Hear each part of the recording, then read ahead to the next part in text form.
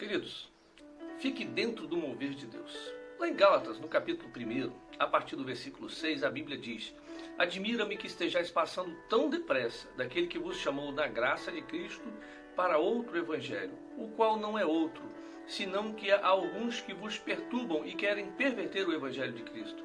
Mas, ainda que nós, ou mesmo um anjo vindo do céu, vos pregue evangelho que vá além do que vos temos pregado, seja anátema.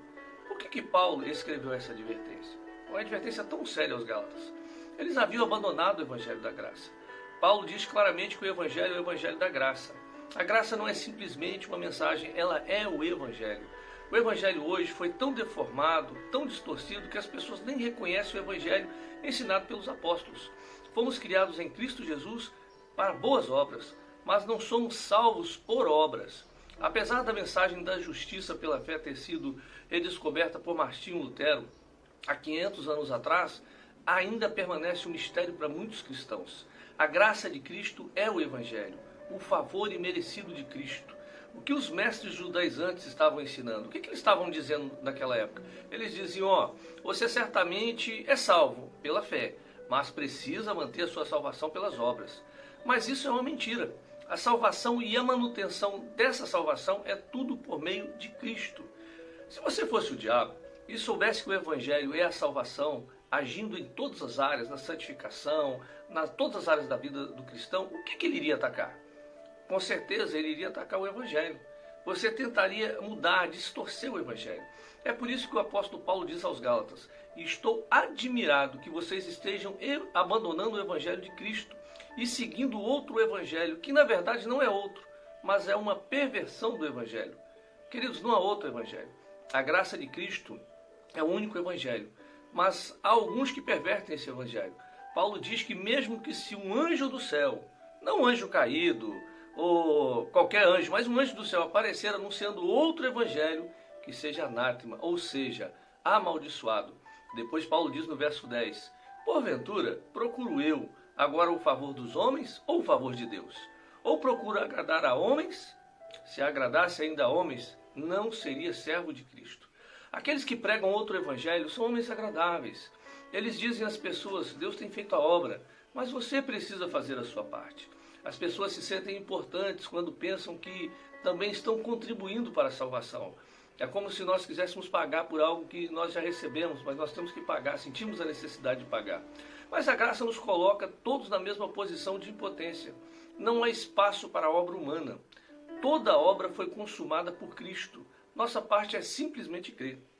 Lá na Bíblia, em 2 Crônicas, no capítulo 12, a partir do versículo 9, nós vamos ver a história de Salomão. Salomão foi o rei mais rico que viveu. Depois que ele morreu, Roboão, seu filho, assumiu o trono em seu lugar. Roboão, porém, era um líder fraco. E aconteceu que durante seu reinado, Sisaque, rei do Egito, subiu contra Jerusalém e tomou os tesouros da casa do Senhor e os tesouros da casa do rei. No lugar dos escudos de ouro que Salomão tinha feito, Roboão fez escudos de bronze. Ele colocou escudos de bronze porque estes também têm uma aparência dourada, mas a substância é diferente. Efésios 6,16 diz que a fé é um escudo. O escudo é o escudo da fé. O ouro aponta para a glória de Deus e a sua justiça. A prata simboliza a redenção, mas o bronze é o símbolo da condenação, é o símbolo do juízo.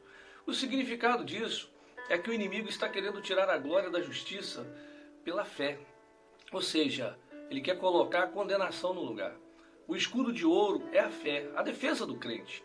E no lugar do escudo da fé, os crentes estão tomando o escudo de bronze, que nos fala de condenação. Em vez da justiça pela fé, as pessoas estão pensando que o julgamento é o conteúdo do evangelho. O nome Sisaque significa ávido por linho fino. O linho fino aponta para a justiça dos santos. Apocalipse 19, versículo 8. Sisaque é apenas uma figura do diabo, que está sempre ávido por destruir o linho fino, que é a justiça dos crentes. O linho fino é um suprimento da justiça dada por Deus. O diabo tem conseguido fazer uma completa inversão de valores, de modo que quando o evangelho da graça é pregado hoje, ele é tido até como um falso evangelho. É impressionante como a verdade simples do evangelho produz tanta resistência no homem religioso. Foi assim com os fariseus. Aqueles que pregam uma mistura de lei e graça sempre parecem agradáveis, mas estão debaixo da maldição, é o que Paulo diz. Que tipo de líder é você? Que tipo de cristão é você? Judas era irmão físico do Senhor Jesus, mas ele não se apresenta como irmão do Senhor em sua carta, e sim como servo, como escravo. Tanto Judas como Tiago eram filhos de Maria e José, mas Jesus nasceu da Virgem, 100% homem, 100% Deus. Algo aconteceu enquanto Judas escrevia o seu livro. Algumas pessoas se introduziram no meio dos irmãos, distorcendo o evangelho, e por causa deles Judas diz que era preciso lutar pela fé. É a fé, com artigo definido, ou seja, é a justiça pela fé, é o evangelho. Por que lutar por isso? Porque estavam distorcendo a verdade do evangelho. Se a verdade é distorcida, nosso comportamento também é, pois nossos atos são resultados da nossa fé. A palavra transformam de Judas, que ele diz no capítulo, versículo 4, o sentido original dessa palavra é transpor, transferir, substituir por outra coisa. O que esses homens fizeram? Eles substituíram a graça por libertinagem. Alguns acham, estou debaixo da graça, posso fazer qualquer coisa. Muito pelo contrário, você se torna escravo de Jesus. Em Gálatas 1, quando Paulo usa essa mesma palavra, quando diz que os gálatas estavam passando da graça para outro evangelho, eles estavam trocando a graça pela lei. Em Judas, as pessoas estavam substituindo o evangelho da graça por outra coisa. Quando tiram a graça, esses homens são obrigados a tirarem também o Senhor Jesus do centro. Ao fazerem isso, eles estão negando o Senhor. Temos ouvido muitos sermões em que poucas vezes se menciona o nome de Jesus. É tudo sobre o esforço do homem, o desempenho do homem, o que você precisa fazer, 7 passos para isso, 8 coisas para alcançar aquilo, e no fim o nome de Jesus é negado. No versículo 11, Judas nos dá 3 características desses líderes que distorcem o evangelho. Ai deles, porque prosseguiram pelo caminho de Caim, movidos pela ganância, se precipitaram no erro de Balaão e pereceram na revolta de Corá. Vamos ver o caminho de Caim. O caminho de Caim, ele foi o primeiro assassinato na Bíblia. A Bíblia diz que, lá no versículo 9, 22 de Hebreus, que Caim e Abel, ambos trouxeram sacrifícios ao Senhor. Caim trouxe frutas, legumes e cereais, o produto de sua mão. Ele trabalhou para produzir essas coisas e as trouxe para Deus. Mas o homem só pode chegar a Deus pelo sangue. Sem o derramamento de sangue não há remissão de pecados. Então, quando o homem traz o sacrifício sem sangue, ele está dizendo: eu não sou um pecador, não preciso do sangue para me cobrir, não preciso que o inocente morra por mim, eu não sou culpado, de fato, pelo meu próprio desempenho, eu posso satisfazer a Deus. Este é o significado do caminho de Caim. É uma religião baseada na performance. Mas Abel, seu irmão, o que trouxe? A Bíblia diz que ele trouxe um cordeiro, e o cordeiro foi morto como sacrifício diante de Deus. Com a sua ação ele estava dizendo: eu sou um pecador. Se o cordeiro não for morto, eu serei condenado pelos meus pecados. Mas eu coloco as minhas mãos sobre o cordeiro. Meus pecados são transferidos para ele, e a justiça do cordeiro é transferida para mim. O cordeiro é morto para que eu seja abençoado. Judas está dizendo que certos homens entraram na igreja e seguiram o caminho de Caim. Significa que eles estão trazendo de volta o desempenho humano, as obras do homem, o produto de suas mãos, a justiça própria. O foco deles não é mais o sangue do cordeiro. Este é o caminho de Caim. E olha o erro de Balaão. A segunda característica desses homens que Judas fala, esse erro: Balaão era um profeta do Antigo Testamento. Balaque, rei de Moabe, temia que os filhos de Israel fossem guiados por Moisés, passando através de sua terra. Então ele disse: vou contratar um profeta profissional. O rei Balaque, pois, contratou Balaão para que ele amaldiçoasse, porque a Bíblia diz que quem ele amaldiçoava passava a experimentar toda sorte de coisa ruim. Mas quando Balaão tentou amaldiçoar o povo de Deus, Deus mudou as palavras de sua boca.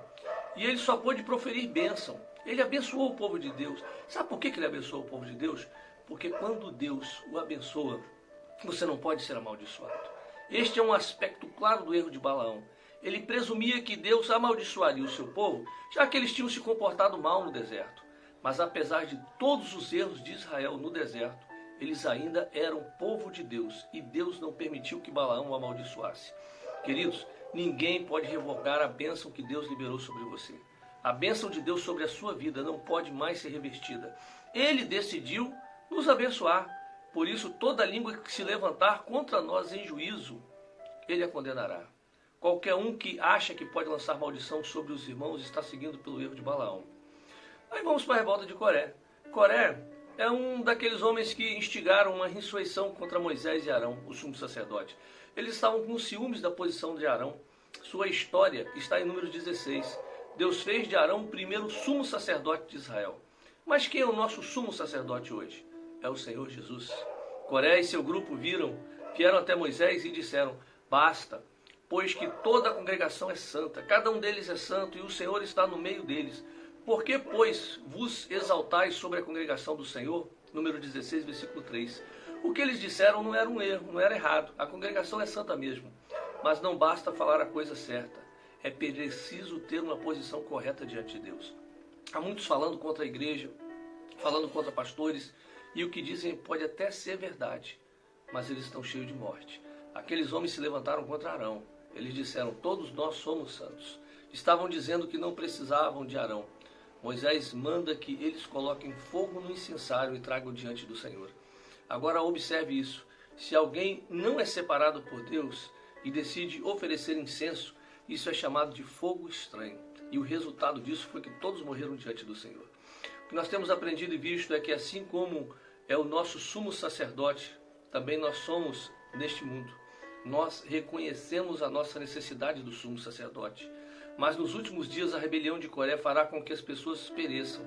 O sinal de que o ministério de Arão tinha sido escolhido por Deus foi o sinal da vara que floresceu.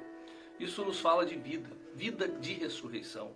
Aqueles que andam pelo caminho de Coré podem até falar a coisa certa, mas não possuem vida como selo. A mensagem da graça coloca o Senhor Jesus Cristo de volta no centro. A mensagem da graça faz tudo depender do Senhor Jesus e nada do homem. Assim nunca vamos comprometer o Evangelho. Precisamos ser homens segundo o coração de Deus. E também precisamos ser cuidadosos para não seguirmos os ensinamentos de líderes reprovados. Tenham cuidado com aquilo que você ouve na TV, na internet. Há muitas vozes, mas seja cuidadoso para ouvir somente aqueles que realmente pregam o Evangelho da graça que procede da fé. Queridos, nós vamos começar agora a partir do dia 1º de janeiro, 21 dias de propósito. E o nosso tema é Livres da Lei, totalmente imersos na graça. Serão 21 dias de jejum, de oração, onde nós estaremos nos aperfeiçoando no Senhor. E eu quero te convidar. O jejum é de meia-noite a meio-dia. E todo dia você receberá um devocional igual esse, pelo Facebook, pelo Instagram, pelo WhatsApp. Participe conosco. Que Deus te abençoe, no nome de Jesus.